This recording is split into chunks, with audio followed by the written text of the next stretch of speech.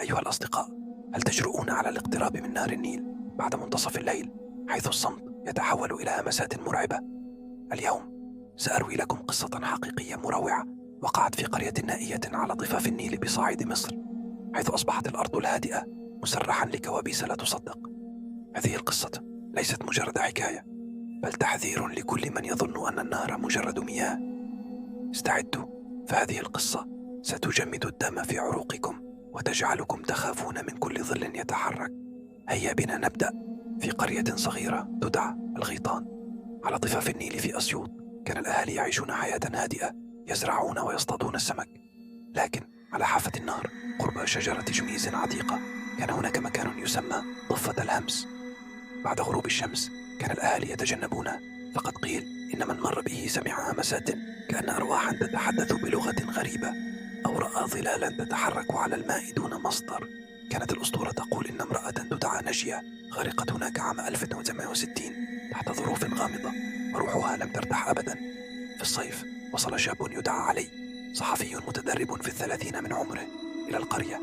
كان مهتما بالأساطير وسمع عن ضفة الهمس من زميل. قرر توثيق القصة متشككا في الخرافات. التقى بشيخ القرية الحاج إبراهيم الذي حذره بلهجة قاسية: يا بني، النيل يحمل أرواحا لا ترحم من يعبث بها، لا تقترب من الضفة. لكن علي مدفوعا بالفضول قرر استكشاف المكان ليلا. في الليلة الأولى توجه علي إلى الضفة حاملا كاميرا ومصباحا يدويا. كان النهر هادئا، لكن ضوء القمر الناقص ألقى ظلالا مشوهة على الماء. وقف تحت شجرة الجميز وبدأ يصور. فجأة شعر ببرودة مخيفة، كأن الهواء تجمد حوله. سمع همسة خافتة كأنها تنبع من الماء: لما أتيت. تجمدت أطرافه، لكنه حاول تجاهلها ظنا أنها خياله، لكن ظله على الأرض بدأ يتحرك كأن شخصا آخر يقف خلفه. التفت بسرعة فلم يرى أحدا، لكن المصباح أضاء شيئا غريبا: آثار أقدام مبللة على التراب تؤدي إلى النهر. ثم سمع صوت رذاذ كأن شيئا خرج من الماء. وجه المصباح نحو النهر فرأى تموجات سوداء غريبة كأن يدا خفية تحرك السطح. فجأة سمع صوتا كالزئير يأتي من بعيد، وشعر بقشعريرة تخترق عظامه. هرب إلى بيت الضيافة، لكنه لم ينم. كان يسمع صوت قطرات ماء تتساقط خارج غرفته رغم أن المكان بعيد عن النهر. في الصباح وجد بركة ماء أمام الباب وآثار أقدام مبللة تدخل الغرفة ثم تختفي في الفراغ. في اليوم التالي التقى علي بعجوز تدعى أم سالم التي روت له قصة نجية. قالت إن نجية كانت فتاة جميلة، لكن عائلتها اضطهدتها بسبب رفضها زواجا مدبرا. في ليلة مظلمة هربت إلى النهر، لكن جثتها لم تعثر عليها. انتشرت شائعة أن عائلتها أغرقتها كجزء من طقس سحر أسود لتقديمها قربانا لكائن يسكن النهر. أضافت أم سالم: من يقترب من ضفة الهمس يصبح ملعونا، لأن روح نجية تبحث عن انتقام.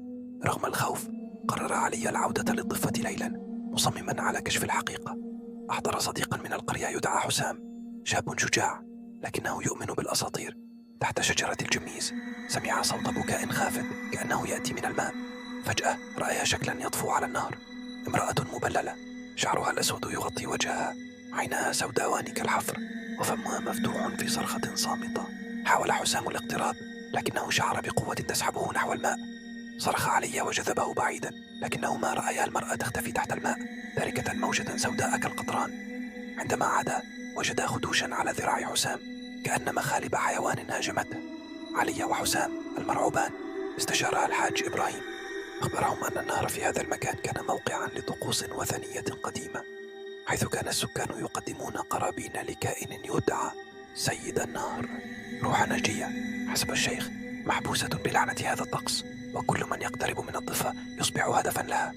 اقترح إجراء طقس تنظيف يشمل قراءة القرآن ورذاذ ماء مقروء على الضفة. في ليلة الطقس تجمع أهل القرية تحت الشجرة. بدأ الشيخ يقرأ، لكن الرياح هبت بعنف والنهر بدأ يهدر كأن عاصفة تتشكل. سمعوا صرخة حادة كأنها تنبع من أعماق الماء. فجأة انقسمت شجرة الجميز إلى نصفين، كأن قوة خفية ضربتها. علي رأى المرأة المبللة تقف على الماء، عينها تنزفان دما أسود وصوتها يصرخ: لن أترككم. حاول الشيخ مواصلة القراءة، لكن الأرض اهتزت وسقطت حجارة من الضفة في النهر. شعر علي بيد باردة تلمس رقبته، وعندما التفت رأى وجه نجية على بعد أنفاس منه، فمها مفتوح في ابتسامة مرعبة. أغمي عليه، لكن الشيخ أكمل الطقس حتى هدأت الأجواء. بعد الطقس عاد علي إلى القاهرة، لكنه لم يعد كما كان يعاني من كوابيس يومية يرى فيها نجية تدعوه للنهر، وجهها يتحول إلى هيكل عظمي. كل ليلة كان يستيقظ ليجد أرضية غرفته مبللة ورائحة الطين تملأ المكان. ذات مرة رأى في مرآته كلمة مكتوبة بالدم: تعالى. حاول التجاهل، لكن الهمسات تبعته حتى في المدينة، كأن شيئا يراقبه من الظلال. حسام الذي شارك في الليلة المشؤومة أصيب بنوبات هلع. قال إنه رأى المرأة في مرآة منزله، وكان يسمع صوت ماء يتدفق في غرفته ليلا رغم أن الغرفة جافة. ذهب بفترة عاد علي إلى القرية مصمما على مواجهة الرعب، لكنه عند الضفة شعر بقوة تسحبه نحو الماء.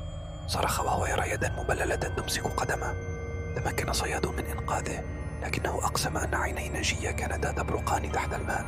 بعد ذلك اختفى علي. بعد ذلك وجدت عائلته كاميرته على الضفة تسجل صوت صراخه: اتركيني أرجوك. إلى اليوم تظل ضفة الهمس ملعونة في عيون الأهالي. شجرة الجميز قطعت، لكن الصيادين يقولون إن النهر يهدر ليلا دون رياح، ويظهرون تموجات سوداء غريبة. بعضهم رأى امرأة مبللة تقف تحت ضوء القمر تنظر إلى الماء كأنها تنتظر أحدهم. بعدها حاول شاب من القرية تصوير الضفة ليلا، لكنه عاد مذعورا قائلا إن كاميرته سجلت صوت امرأة تهمس. عند التالي الأهالي يتجنبون الضفة ويحلفون أن روح نجية لا تزال محبوسة، تبحث عن من يخفف عذابها أو يشاركها لعنتها. بعض الشيوخ قالوا إن النيل نفسه يحمل أسرارا أعمق من قصة نجية. ربما كائنات قديمة لا تزال تطالب بدمائه. قصة ضفة الهمس ليست مجرد أسطورة، بل درس قاس يذكرنا أن النيل ليس مجرد نهر.